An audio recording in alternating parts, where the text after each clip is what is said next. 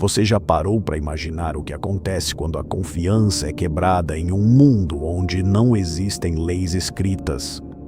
Você já imaginou confiar em alguém, entregar seus sentimentos e essa mesma confiança acabar custando a sua própria vida?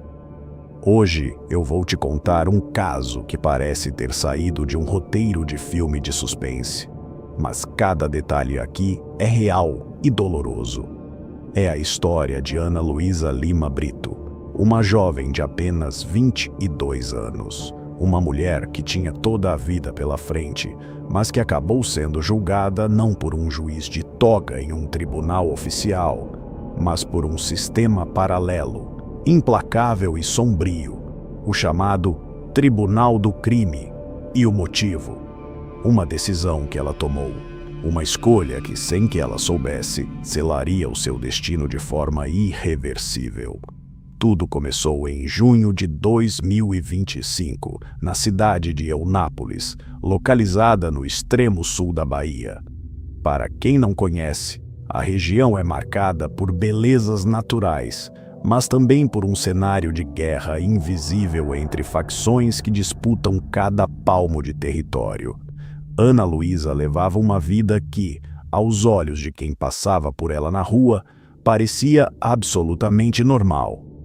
Ela era jovem, cheia de planos e sonhos, como qualquer outra pessoa da sua idade. Mas por trás dessa fachada de normalidade, existia um elo perigoso que muitos desconheciam: o seu relacionamento afetivo. Segundo as investigações da polícia, Ana Luísa namorava um homem que possuía ligações diretas com o mundo do crime. E esse é o ponto onde a história começa a ficar perigosa. Quando você entra, mesmo que indiretamente, nessa órbita, você passa a ser regido por um código de conduta, onde não existe margem para erro. Nesse submundo, as regras são silenciosas, mas quem as quebra paga um preço altíssimo. Em um determinado momento, o namorado de Ana Luísa foi assassinado. E é exatamente aqui que a narrativa toma um rumo ainda mais tenebroso. No vácuo deixado pela morte dele, surgiram boatos, sussurros e, por fim, uma acusação formal dentro da facção. De acordo com relatos colhidos nas investigações, surgiu a suspeita de que Ana Luísa teria tido uma participação indireta na morte do próprio namorado. A acusação era direta e fatal.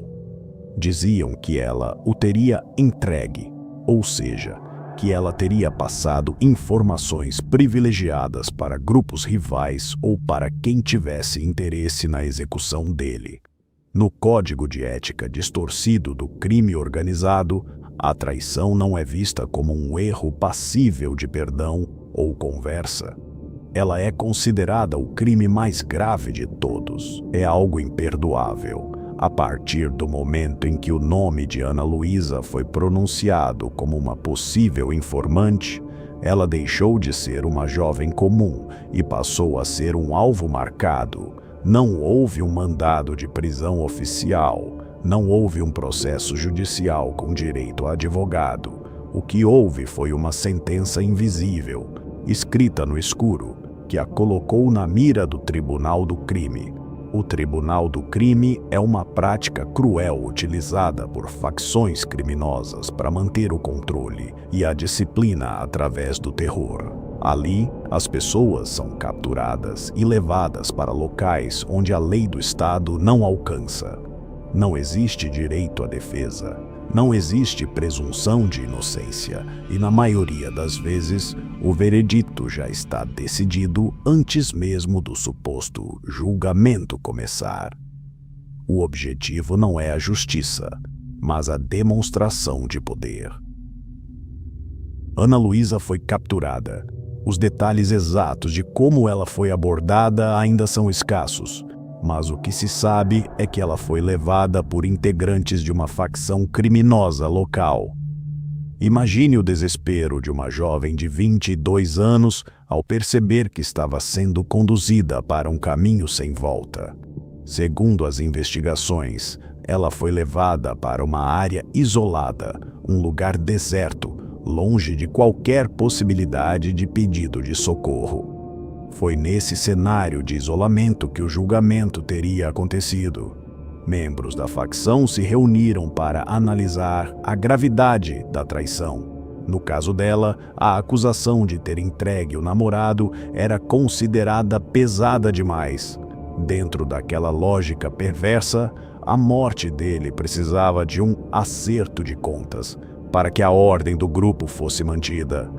Depois de horas de angústia e terror, veio a sentença final. Ana Luísa foi executada de forma brutal. O choque veio dias depois. Partes do corpo da jovem foram encontradas, o que gerou uma onda de consternação e medo em toda a cidade de Eunápolis. A crueldade do crime não foi apenas no ato de tirar a vida, mas na forma como foi feito, servindo como uma mensagem clara para qualquer outra pessoa que pensasse em quebrar as regras daquela organização. A Polícia Civil iniciou os trabalhos imediatamente. Logo ficou claro que não estávamos diante de um latrocínio ou de um crime passional comum. Todos os indícios apontavam para uma execução com a assinatura do crime organizado.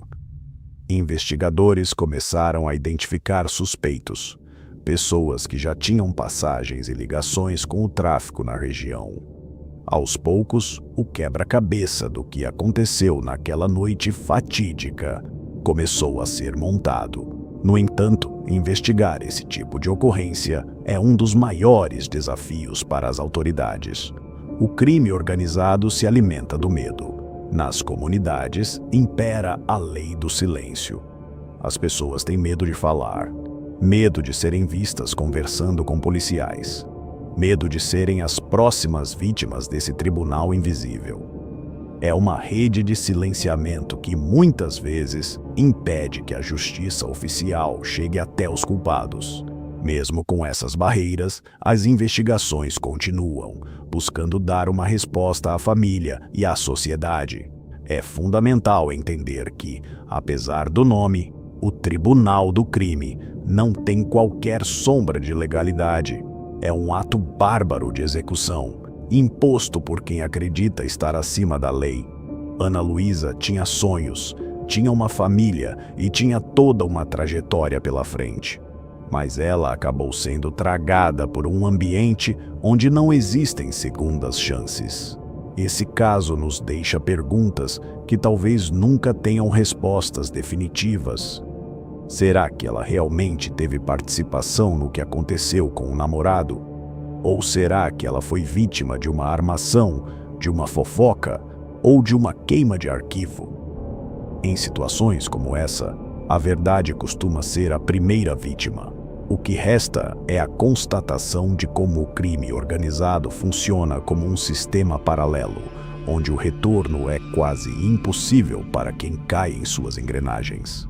A história trágica de Ana Luísa serve como um alerta doloroso sobre os perigos de se aproximar, mesmo que por afeto, do mundo do crime.